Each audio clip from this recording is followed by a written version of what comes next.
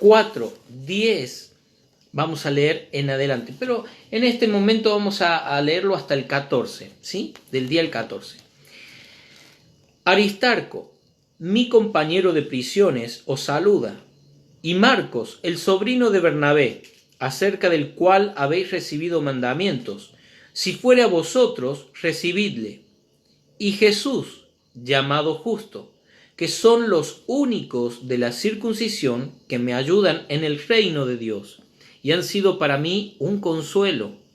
Os saluda Epafras, el cual es uno de vosotros, siervo de Cristo, siempre rogando encarecidamente por vosotros en sus oraciones, para que estéis firmes, perfectos y completos en todo lo que Dios quiere.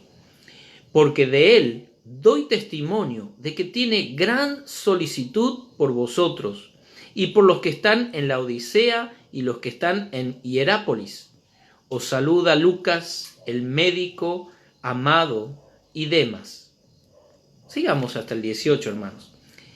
Saludad a los hermanos que están en la Odisea, y a Ninfas, y a la iglesia que está en su casa. Cuando esta carta haya sido leída entre vosotros, haced que también se lea en la iglesia de los laodicenses, y que la de la Odisea la leáis también vosotros. Decid a Arquipo, mira que cumplas el ministerio que recibiste en el Señor. La salutación de mi propia mano, de Pablo. Acordaos de mis prisiones, la gracia sea con vosotros. Amén. Muy bien, hermanos, estamos aquí meditando en la palabra del Señor en este instante y viendo este final de esta carta. ¿Recuerda por qué esta carta fue escrita? El pastor de esta iglesia, allí Epafras, se veía con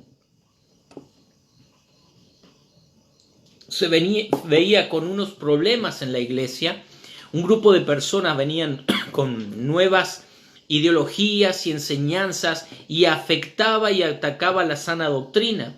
Estaban diciendo, necesitan más que Cristo. Tienen que hacer obras, tienen que hacer leyes, tienen que ir por medio del conocimiento y un tipo de estudios especiales para estar completos. Había un montón de ideologías. Acuérdense que en Colosas era una ciudad que había sido muy comercial. Entonces había gente de muchas partes del mundo, diferentes doctrinas, enseñanzas, religiones, culturas, y estaban atacando de una forma muy astuta a Satanás por medio de todas estas cosas allí a los hermanos en Colosas. Los gnósticos y los judaizantes estaban también involucrados en todo esto. Entonces Epafras va y acude a aquel que le ganó por a Cristo, a Pablo. Y Pablo escribe desde la prisión esta hermosa carta, diciendo, hermanos, es suficiente Cristo. ¿Por qué? Porque en Cristo habita corporalmente la plenitud de la deidad. Cristo es Dios. No necesitas más que solamente Dios para estar completo en Él. Entonces, ahora en estos capítulos que hemos visto 3 y 4, la parte práctica, llegamos a la parte de los saludos. En esta parte encontramos los saludos de 6 hermanos. 6 hermanos, y en la vida de estos hermanos tenemos mucho para aprender y nos deja una cuota del testimonio de ellos en esta salutación final de la carta. Vamos a ver versículo 10. Aristarco, mi compañero de prisiones, ahí encontramos a uno. Y Marcos, sobrino de Bernabé, este es Juan Marcos, se lo conoce así también, ¿no? Juan Marcos, o Juan, el hijo de María. Ya vamos a verlo todo eso más detenidamente, pero Juan Marcos es el que viajó con Bernabé y Pablo en el primer viaje y después abandonó, si se recuerdan, ¿no es cierto? Y después a causa de eso Bernabé y Pablo tenían diferencia y bueno, fueron por caminos diferentes. Bueno, ahí está ahora Marcos con Pablo, así saludando a los hermanos de Colosa, Aristarco, Marcos. También dice un hermano llamado Jesús, conocido como el Justo. Y es la única porción en la Escritura donde escuchamos de este hermano y tenemos mucho para aprender de él también. Jesús o Josué es la misma, el mismo nombre y significa Salvador. Allí tenemos entonces a ellos que son judíos. Ahí estos tres son los únicos de la circuncisión. ¿Sí? Entonces tenemos allí a estos hombres. También dice, os saluda Epafras, el cual es uno de vosotros, de los de Colosas. Entonces encontramos a este hombre gentil. Y encontramos también el saludo de Lucas. Y está en el versículo 14. Os saluda Lucas, el médico amado, y también Demas. Bien, veremos algo. Aristarco, primeramente estaremos viendo de Aristarco. Pero al ver este grupo de hombres, una de las características que encontramos es que vemos fidelidad. Vemos fidelidad de hombres sirviendo, involucrado en la obra de Dios. Vamos a calificar en tres grupos a estos varones que encontramos aquí. Vamos a estudiar tres grupos. El primer grupo que vamos a ver es los que permanecen. Los que permanecen. Hay una lista y vamos a ver por qué, porque vamos a estudiar de las biografías de ellos a través de la Biblia. Pero vamos a ver los que permanecen. Así que empezamos con Aristarco. Es una característica la fidelidad. Hombres fieles. Fieles al Señor y fieles al apóstol Pablo. En acompañarlos, estar ayudándole, trabajando juntos, aún en los momentos difíciles. En tiempos que no es grato estar en una prisión, aprisionado, estar en cárcel, no es bueno, ¿no es cierto? A nadie le gusta, pero estos hombres estaban allí al lado, estuvieron cuando había pleitos y problemas en ciudades, cuando eran perseguidos, amenazados. Entonces vemos fidelidad a Dios, pero fieles a Pablo. Es muy importante pensar en esto. Algo que vemos a través de la palabra de Dios es que Dios llama y pone hombres al ministerio, hombres que son fieles a otros siervos. Si quiere tomar nota, si estás estudiando este libro de Colosenses y tomando nota, esto es algo que tendrías que tener en cuenta. Dios pone personas, cristianos, fieles en el ministerio porque en ellos han sido fieles a otros sirviendo, otro hermano que ha estado en ese ministerio. En cualquier ministerio de la iglesia, pongámosles ministerio de jóvenes, ministerio de escuela dominical, ministerio de damas, que es servicio. Recuerda, la palabra ministerio habla de servir. Cuando hay un hermano que está a cargo, aún el ministerio pastoral de la iglesia, hay un hermano que está puesto por el Señor y otros hermanos son enseñados, dóciles, enseñados, pero también están sirviendo al hermano que está en ese ministerio, ya sea alguien que está acompañando al pastor en su ministerio, ayudando y asistiendo en todo lo que pueda asistir. Tiempos buenos, tiempos malos, tiempos difíciles, están fieles allí, ayudando. Es muy posible que Dios esté preparando a ese hombre y llamándolo, ya sea para llevarlo a la obra misionera o para que sea el próximo pastor en la misma congregación. Medita y piensa en esto. Moisés. ¿Quién estuvo con Moisés cuando él subía al monte? ¿Quién estuvo cuando Moisés hablaba con Dios? ¿Quién se quedó en el medio del camino porque le dijeron quédate acá? ¿Quién se quedó allí? Y no había otro cuando les daba las tablas de la ley. Sí, ¿ya se acuerda? Josué. Josué estaba continuamente fiel sirviendo a Moisés. A tal punto que cuando estuvo la rebelión de mucha gente contra Moisés, la rebelión de Coré y muchos otros que estaban hablando y diciendo cosas, Josué tenía celo por Moisés. Era fiel, amaba a Dios, amaba al siervo de Dios. ¿Se equivocó alguna vez Moisés? Creo que sí, ¿no? ¿Recuerdan? Cuando golpeó la piedra en lugar de hablarle, pero no encontramos de Josué hablar nada malo en contra de Moisés. Un hombre fiel. ¡Qué sorpresa! ¿A quién puso Dios después de Moisés para guiar al pueblo? A Josué. ¡Qué ejemplo! Cuando hablamos de Elí, ¿se acuerdan de Elí, el sacerdote Elí? El sacerdote Elí estaba a cargo de la casa de Dios en Silo, cuando la casa de Dios estaba en Silo, y allí tenía sus hijos trabajando como sacerdotes. Pero Dios no se agradaba de los hijos de Elí, pues pecaban, robaban de las ofrendas, no dejaban que se consumiera o cocinara la ofrenda. Ellos tomaron la ofrenda en crudo. Era para que se alimentaran ellos cuando estuviera cocinada, sin embargo ellos querían tomar en crudo la ofrenda, y eso era un pecado delante de Dios, siendo que Dios le había dado para su sustento los diezmos y las ofrendas. Pero ellos no esperaban, ellos querían la grosura y la grasa.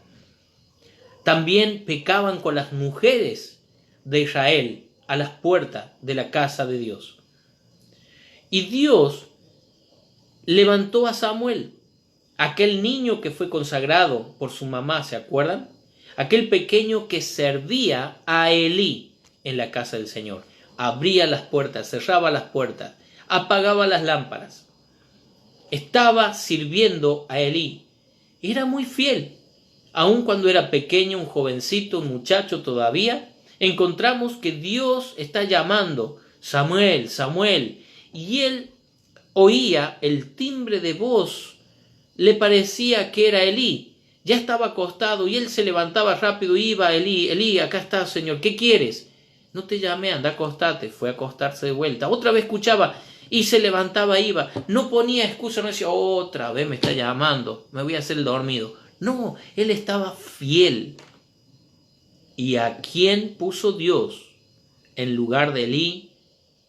¿A quién puso para que hicieran los sacrificios entre Israel y Dios? A Samuel. Dios lo levantó a Samuel, un siervo fiel de Elí. Elías tuvo a alguien que le acompañó fielmente, el cual tomó el manto de él para continuar la obra, con una doble porción de su espíritu. Eliseo, fiel, quemó el arado y los bueyes y seguía a Elías. Y le decía a Elías: déjame, quédate acá. Y él dijo: vive Jehová, vive tu alma, no te dejaré. Y él fue fiel en todos los lugares donde se iba, le seguía. Lo mismo vemos con el Señor Jesucristo, con sus 12 discípulos. 11, uno le traicionó.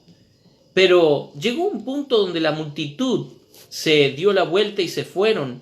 Sin embargo, Pedro decía: ¿a quién iremos? Tú tienes palabra de vida eterna. Hombres fieles que fueron dejados después como ese fundamento en la iglesia. Jesucristo, la piedra fundamental, y dice el fundamento de los apóstoles, ¿no? Hombres fieles. Dios llama a hombres fieles. Es una característica. Dios no llama a aquellos que se rebelan contra un siervo de Dios. Dios no llama revolucionarios. Dios llama a aquellos que son humildes y sirven fielmente a Dios, sirviendo al siervo de Dios. Allí Pablo le dejó esta enseñanza a Timoteo. Segunda de Timoteo 2:2. Lo que has oído de mí ante muchos testigos, esto encarga ¿a quién? A hombres fieles. Hombres fieles. Hombres que están en todo tiempo, que no dejan, que no desamparan. Está diciendo: lo que yo te enseñé, Timoteo y Pablo trabajaron de tal forma que llegó a decir Pablo de Timoteo: a ningún otro tengo del mismo sentir. A los hermanos de Filipos: a ningún otro tengo, somos padre e hijo, ha servido en el Evangelio. Eran muy, muy unidos. solamente se separaban por causa de la obra. Andaba allá y lo dejaba en Éfeso a Timoteo, ¿no? Pero eran muy unidos, fiel Timoteo. Y él le dice, hace lo mismo, pero busca hombres fieles. Busca a aquellos que están ahí al lado, sirviendo, hombres fieles, no infieles. No es para infieles la tarea. Hombres fieles que sean idóneos, preparados para enseñar también a otro. ¿Quién puede enseñar a otro? Uno que ha sido enseñado primero. Fidelidad. Aristarco dice mi compañero de prisión. La primera característica que encontramos aquí, y querido hermano, mientras usted está escuchando esto, ore en su corazón y diga, Señor, háblame, a ver, muéstrame cómo estoy en relación a Aristarco. Ese es mi pensamiento cuando estaba allí en este estudio. ¿Cómo estoy en relación a Aristarco, mi compañero de prisiones? Sabe que él compartía el encierro con Pablo, pero no porque era preso en la condición de Pablo. Ahora, había sido aprisionado Pablo por el celo de los judíos y bueno, estaba allí encarcelado en Roma. Pero Aristarco no tenía un soldado encadenado a él. Pablo sí. ¿Cómo fue compañero de prisiones de Pablo? Él compartía el encierro con Pablo de forma voluntaria. En esta última etapa de la prisión de Pablo, él está en una casa alquilada porque él no está ya condenado, sino que él está en causa para ser juzgado. Hay una causa pendiente, tienen que ir, ¿no es cierto?, por supuesto al juicio para declararse si culpable o inocente, pero él es un prisionero. Hasta que salga el juicio, es un prisionero. Y está en una casa, pero con un soldado custodiado. Y él tiene 24 horas a esos soldados cuidando a este hombre que tiene que pasar por un juicio, que por lo que sabemos nunca fue a ese juicio, directamente fue mandado a matar por causa del Evangelio de Cristo, amén, ¿no? Que dio su vida, otro mártir. Allí dice entonces de este Aristarco, compañero de prisiones, de una forma voluntaria, él podía estar allí con Pablo animándolo y ayudando en todo lo que necesitara, tratar de suplirle todo lo que pudiera suplirle. Hermanos, ¿se puede imaginar privado de la libertad y tener a alguien tan fiel que decida voluntariamente estar contigo para suplir las necesidades? Que decida acompañar y proveer y estar allí para palabras de ánimo. Eso es fiel. Un compañero de prisiones. Era un fiel servidor, prisionero voluntario por causa de Jesucristo y del Evangelio. Aristarco no buscaba cargos, no buscaba ser el líder, el jefe. Él buscaba servir a Dios. ¿Qué lleva a una persona a rendirse de tal forma para meterse en una prisión voluntariamente para servir a otro hombre que predica el Evangelio, el apóstol Pablo? ¿Qué lleva a eso? Yo creo que es el corazón consagrado y rendido totalmente. No buscaba méritos propios para tener un liderazgo o ser jefe. Fue humilde servidor. Cuando algunos creyentes dicen quiero servir a Dios, pastor, quiero servir a Dios. Muy bien, tenemos que pintar, o tenemos que limpiar, o tenemos que arreglar algo. No, pero yo quiero ser maestro de una clase. Eso muestra que realmente no son aptos. Quiero servir a Dios, pero yo quiero enseñar o predicar. No me ponga a limpiar los baños ni las ventanas. No estoy para eso. ¿Sabe qué? Eso no es lo que pasaba en Aristarco. Aristarco estaba listo para suplir las cosas más básicas. ¿Sabe que si usted quiere tener la actitud de este hermano Aristarco, compañero de prisiones de Pablo, el mismo sentir y deseo, quiero servir a Cristo donde sea, aún en esos lugares que no son fáciles? No era fácil estar en la prisión, no era fácil, era proveer las cosas esenciales para Pablo. Y Aristarco no buscó tampoco las tareas fáciles ni huyó cuando había peligro. Sufrió con Pablo y colaboró con Pablo. Vamos al versículo 11 aquí de Colosenses. Leámoslo, dice: y Jesús llamado justo, que son los únicos de la circuncisión que me ayudan, esto incluye a Aristarco, los únicos que me ayudan en el reino de Dios y han sido para mí un consuelo. Usted sabe que un siervo de Dios, un pastor, un predicador, un misionero, un maestro de la escuela dominical y sus ayudantes, cuando lo hay, ¿no es cierto?, pasamos por tiempo de bastante luchas espirituales. Le compartía al hermano José Moyano, Dios tiene grandes cosas seguramente para con la vida de Pastor José y hermana Liliana. ¿Cuántas almas han ganado allí en Comuna San Roque?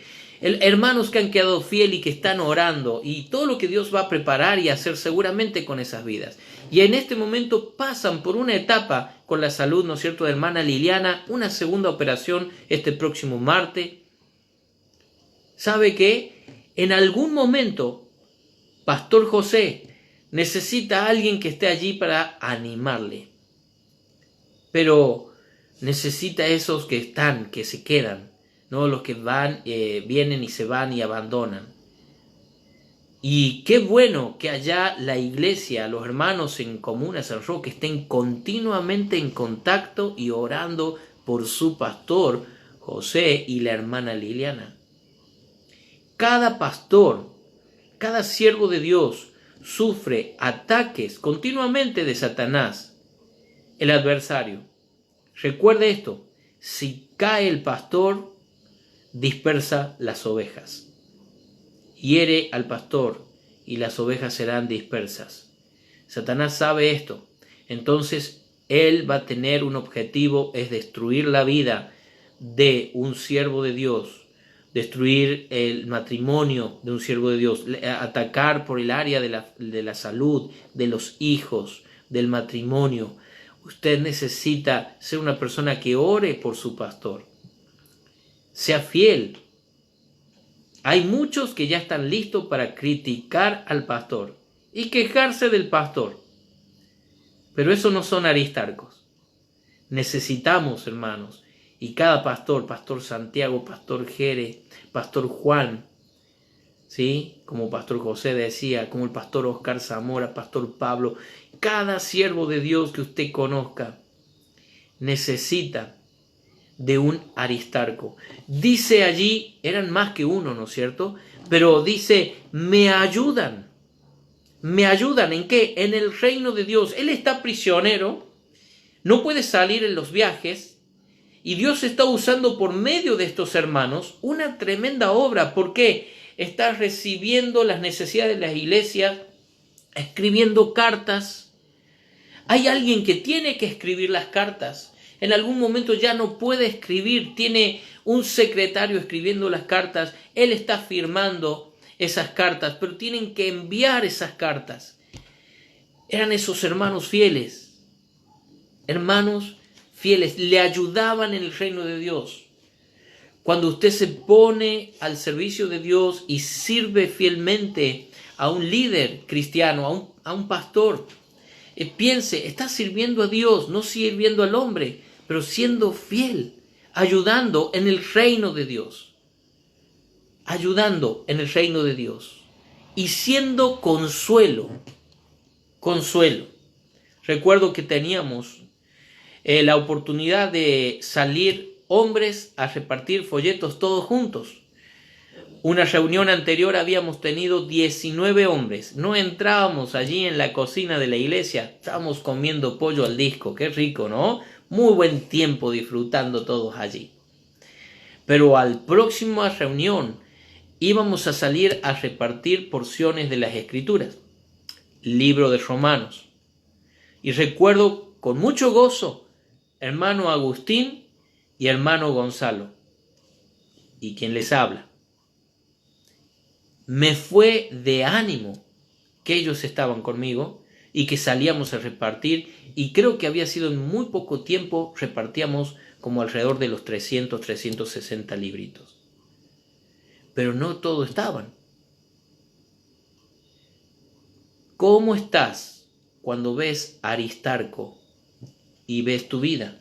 Aprendamos de estos hermanos fieles. Pablo no podría haber hecho muchas cosas si no fuese por la ayuda provista de Dios por medio de amigos fieles en el Señor.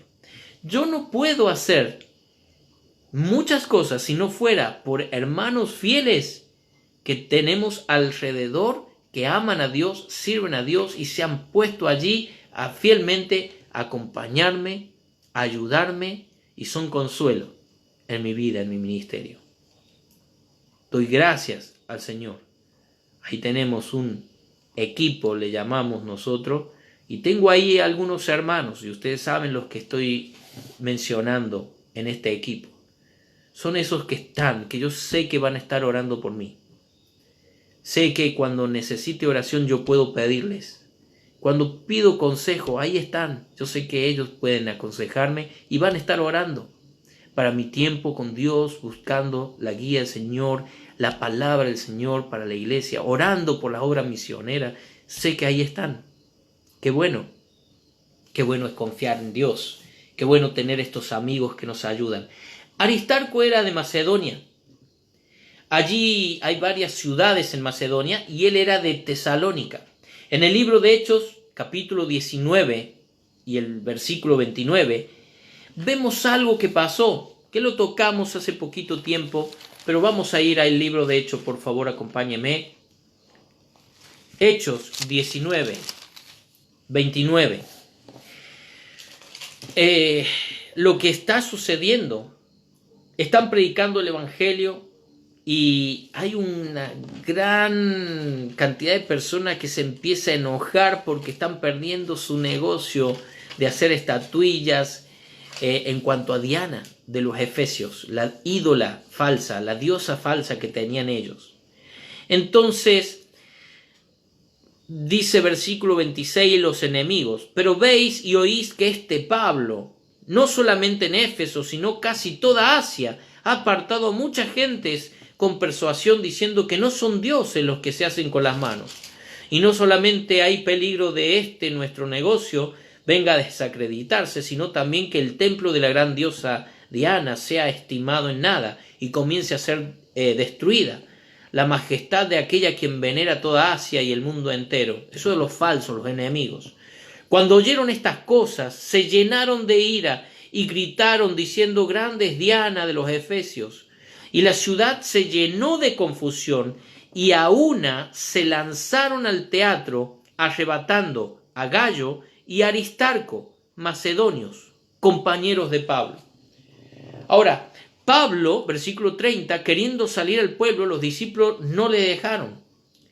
Pero ¿sabe quién estaba recibiendo los golpes por Pablo? ¿Quién era? Aristarco y Gayo. Este Aristarco que después estamos viendo que lo acompaña a la prisión. ¿Cuántos hermanos están dispuestos a recibir una paliza por el pastor? ¿Ah? Se me ríe acá mi esposa. Que lo maten al pastor Víctor. ¿Cuántos estarían dispuestos? Aristarco era un hermano de tremenda ayuda y bendición. Y Gayo ahí, ¿no? Él recibió la paliza. Pablo quería ir y los otros hermanos le dijeron: no, déjalo, déjalo solo. No vayas, no te conviene meterte ahí. Y lo retuvieron a Pablo. Pero Aristarco sufrió eso. Ahora, podría haber dicho: bueno, adiós, hasta acá llegué. Pero no, él continúa. Y vamos al capítulo 20. Capítulo 20, versículo 4. Vamos a leer el versículo 3. Después de haber estado allí 3 meses y siéndole puestas acechanzas por los judíos para cuando se embarcase para Siria, tomó la decisión de volver por Macedonia. Entonces le acompañaron hasta Asia Sópater de Berea, Aristarco y Segundo de Tesalónica. Ahí vemos que Aristarco es de Tesalónica. Gallo de Derbe y Timoteo, y de Asia Tíquico y Trófimo. Estos, habiéndose adelantado, nos esperaron en Troas. Así que acompañaron hasta Asia y después siguieron adelantándose para recibirle más adelante. ¿Hay quien está? Podría haber dicho, bueno, chao, ya está. Ya llevo las marcas. Me voy para casa. No, continuó sirviendo a Dios, fiel. Continuó siguiendo a Pablo. Estar con Pablo era una decisión difícil, hermano. Imagínese, estás con aquel que quieren matar, que le están persiguiendo, que continuamente hay problemas, acechanzas contra Pablo. Estar en el equipo de Pablo era peligroso, era arriesgado. Era un hombre valiente pero fiel, amaba realmente a Dios. Aristarco se embarcó voluntariamente con Pablo, el prisionero, cuando iba rumbo a Roma. Vamos al capítulo 27. Ustedes pueden ver que continúa al largo. Ha estado en un viaje misionero y ahora continúa al lado cuando va a Roma. Porque él había apelado, ¿no es cierto?, al César. Lo vamos a ver allí, versículo 1 y 2. Cuando se decidió que habíamos de navegar para Italia, entregaron a Pablo y a algunos otros presos a un centurión llamado Julio, de la compañía Augusta. Bien, pensando en esto, puede ver usted que dice, cuando se decidió que habíamos, el que está escribiendo es Lucas, el libro de Hechos. Así que sí, Lucas está con Aristarco, acompañando a Pablo.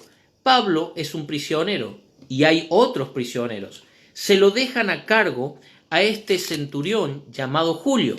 Este centurión tiene 100 soldados a cargo para cuidar a los prisioneros que no se escapen.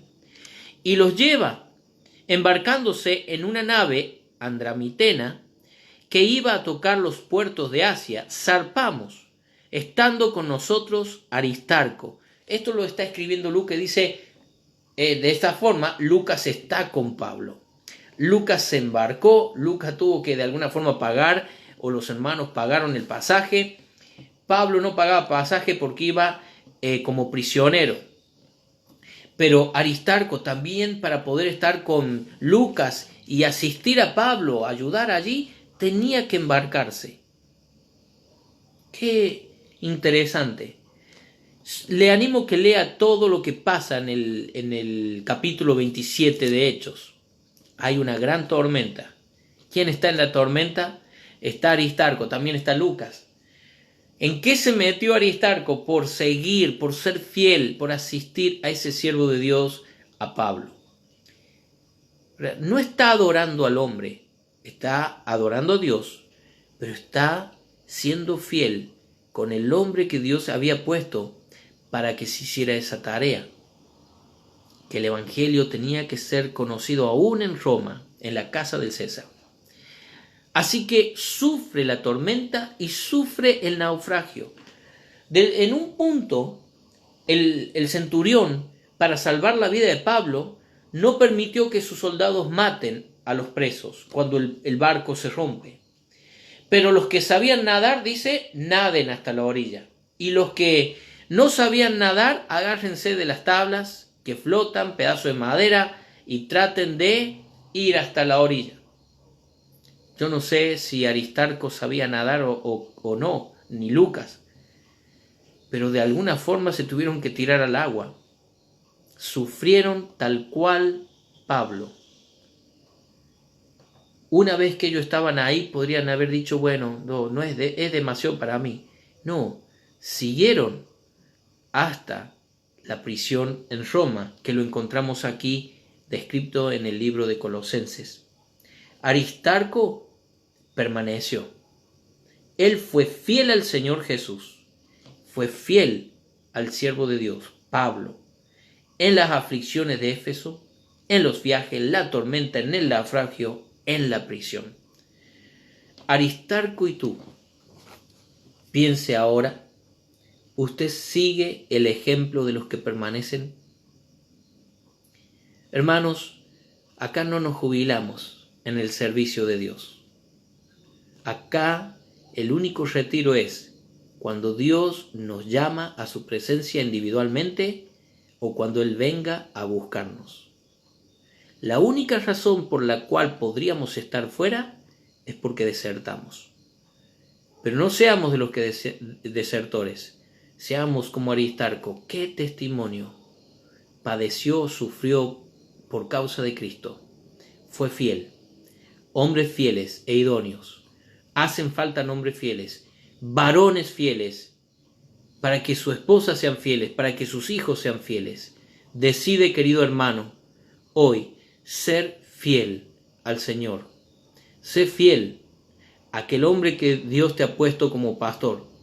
Quizás hay hermanos de otra congregación escuchando ahora aquí. Le digo, tiene que usted escuchar la prédica de su pastor, no la mía. Sea fiel a su pastor.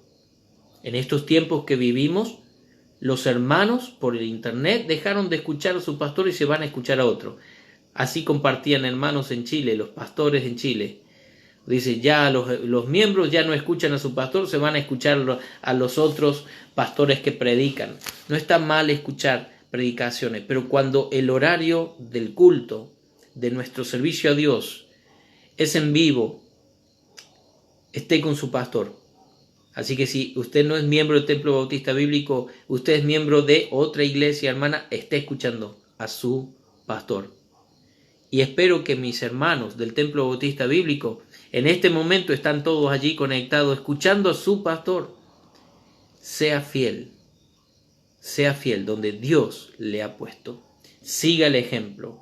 Esto va a ser de ánimo al pastor. A mí me va a ser de ánimo. Me va a ser de ánimo, de consuelo, de ayuda, ver tu fidelidad. Y a la luz de este testimonio, puedes examinarte dónde estás parado y si eres fiel a Dios en verdad. No sea, hermano, de los que va saltando en iglesia a iglesia. Sea fiel donde Dios te ha puesto. Pero, querido amigo, no puedes ser fiel si no tienes a Cristo. Porque nosotros, los hombres, sin el Espíritu Santo en nuestras vidas, sin la presencia de Cristo en nosotros, somos infieles. El hombre es infiel, es pecador, es infiel. La única cosa que puede hacer que usted llegue a ser fiel es primeramente que usted reconozca sus pecados y abra su corazón a Cristo.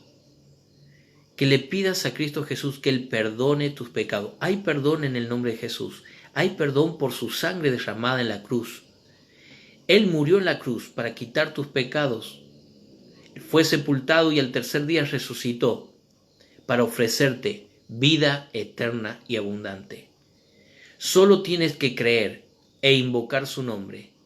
Pedirle a Jesucristo que Él te salve, perdone tus pecados, que Él entre en tu vida y te haga en ti la persona que Él quiere que tú seas. ¿Abrirás la puerta de tu corazón hoy día? Mas a todos los que le recibieron, los que creen en su nombre, le dio potestad de ser hechos hijos de Dios. Si usted recibe a Cristo hoy, le pide perdón por sus pecados, usted pasa a ser un hijo de Dios. Pasa de muerte a vida. De cierto os digo, que el que oye mi palabra y cree al que me envió, ha pasado de muerte a vida y no verá condenación. Qué lindo, hermano. Ahí está la promesa de Dios. Pero si usted es un cristiano, ya tenés a Cristo. ¿Cómo has venido viviendo esta vida cristiana? ¿Fiel o infiel? Toma una decisión hoy por Cristo. Bendito Padre, bendice tu palabra y bendice a cada oyente. Te ruego por cada hermano con su Biblia, tome tiempo para leer, para meditar y tú hables a sus corazones. Señor, en este tiempo donde no podemos congregarnos físicamente, muchos están siendo desanimados, muchos se están acostumbrando, Señor, que en tu día hacer otras cosas y no tomar el tiempo para alabarte, para bendecirte, para estar en comunión. Señor, llegará el momento que al poder reunirnos, ¿dónde estarán? Toca la vida de cada corazón, de cada hermano, para que sea fiel, para que en el momento que las puertas sean abiertas, allí estén, fieles, amándote, sirviendo, glorificando tu nombre. Te lo pido en nombre de Cristo Jesús, Padre Santo, y damos gracias por todo lo que tú nos das y este ejemplo de Aristarco. En nombre de Cristo oramos. Amén. Muy bien, queridos hermanos, vamos a ver de Juan Marcos, si Dios los permite, día martes.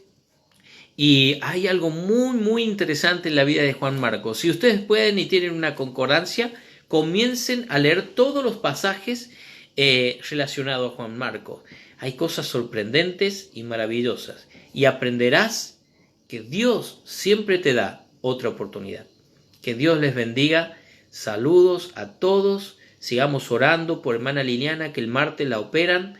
Seguimos orando por los proyectos misioneros, que gracias a Dios, hermanos, se han podido mandar ya ofrendas. Una gran bendición para Comuna San Roque por terreno, construcción en Ojo de Agua, construcción en Sebastián Elcano. No se olviden de orar por Pastor Juan Perdiguero y su familia también. Y hermanos, no se olviden que podamos terminar las rejas del templo. Sería muy bonito. Se nos aproximan los 40 años del Templo Bautista Bíblico. Saludos a todos. Bendiciones.